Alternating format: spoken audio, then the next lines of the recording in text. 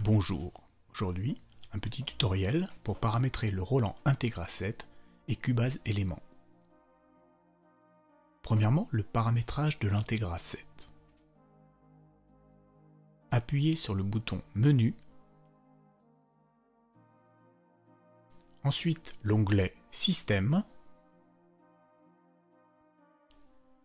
Dans le menu Setup, vérifiez que le driver USB est bien sur Vendor MIDI plus Audio.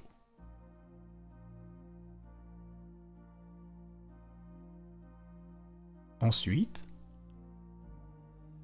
dans l'onglet 5 Tempo, si vous voulez que les effets de l'Integra soient synchronisés avec Cubase, il faut choisir le mode de synchronisation esclave, slave, la cloque source USB et assigner le tempo au Studio 7.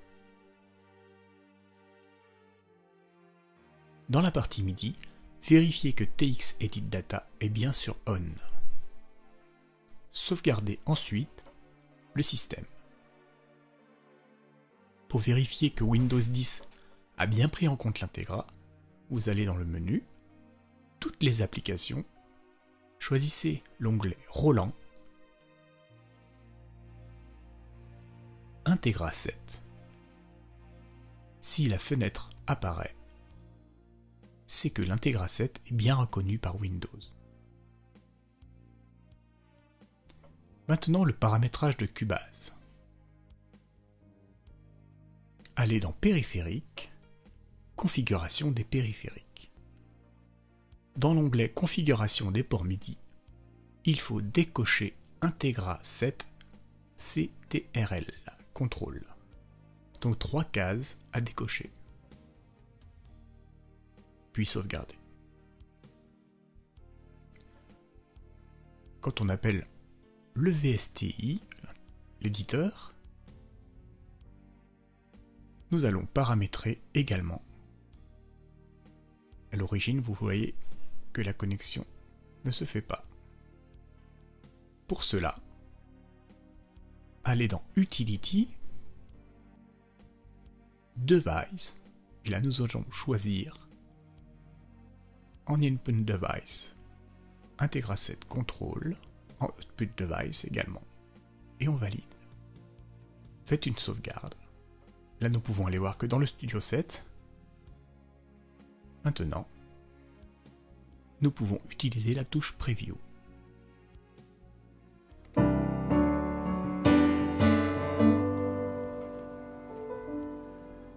Nous observons que les modifications faites dans l'éditeur sont directement impactées dans l'Integra 7.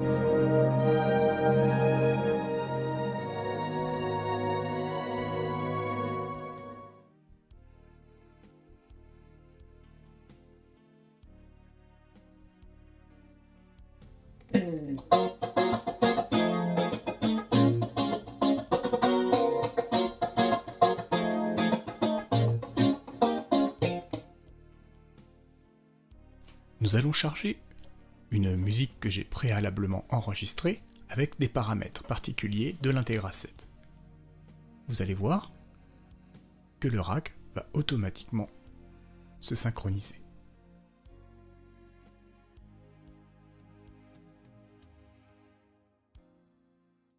L'éditeur se synchronise et le rack reprend les paramètres de la chanson avec le nom du Studio 7 et tous les paramètres affectés.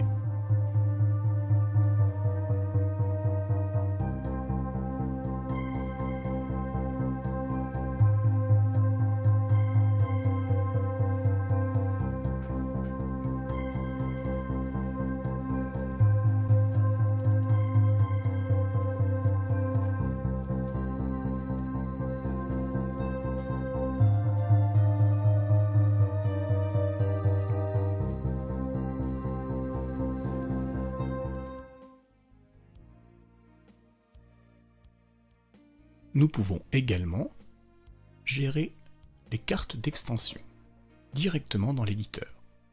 Nous allons choisir pour l'exemple la SRX01. Si nous cliquons sur Load, vous pouvez observer que le rack se synchronise automatiquement.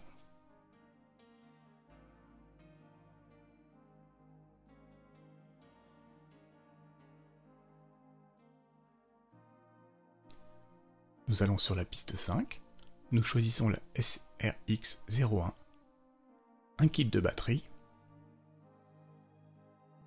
on met un petit peu de volume également, et nous pouvons utiliser les sons directement.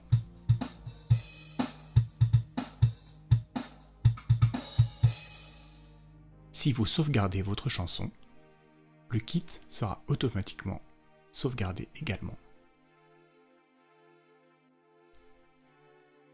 Nous allons couper Cubase et éteindre l'Integra 7 pour recharger la chanson avec la carte d'extension. L'Integra 7 redémarre.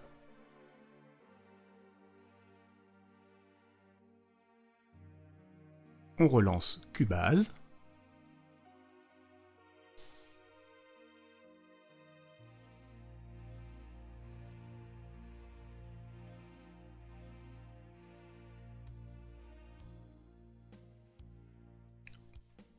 On recharge le titre préalablement sauvegardé.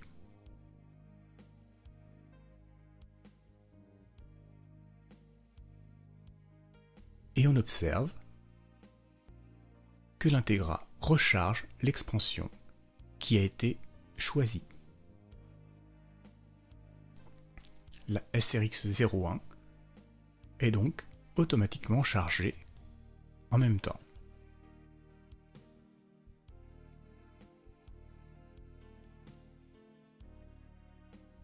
L'éditeur se synchronise. Les paramètres de la chanson sont transmis à l'expandeur. Nous pouvons effectivement vérifier que la carte est bien chargée et lancer la séquence pour vérifier que les paramètres ont été pris en compte.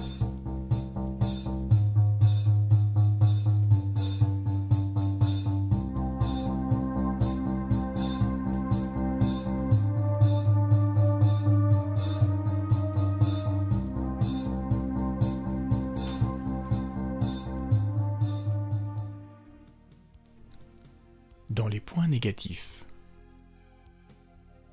on ne peut pas accéder à l'éditeur en cliquant directement sur le lien de la piste « Éditer instrument ».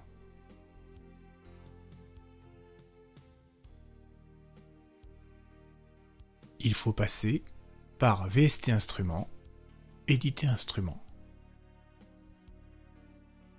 Je n'ai pas trouvé la solution. Alors que par exemple pour le motif XS, il suffit de cliquer sur l'icône correspondant pour ouvrir l'éditeur. Un inconvénient aussi, c'est que les réglages de l'Integra par la Mix Console ne sont pas sauvegardés. Il faut passer par l'éditeur pour régler le volume. Pour faire un petit bilan, en positif, le fonctionnement sur Cubase 8 en 64 bits, avec la synchronisation totale des musiques sauvegardées. En négatif, pas de classement des tones par catégorie, ce qui est ennuyeux pour choisir, pas de prise en charge de la Mix Console, et l'accès à l'éditeur depuis la piste est impossible.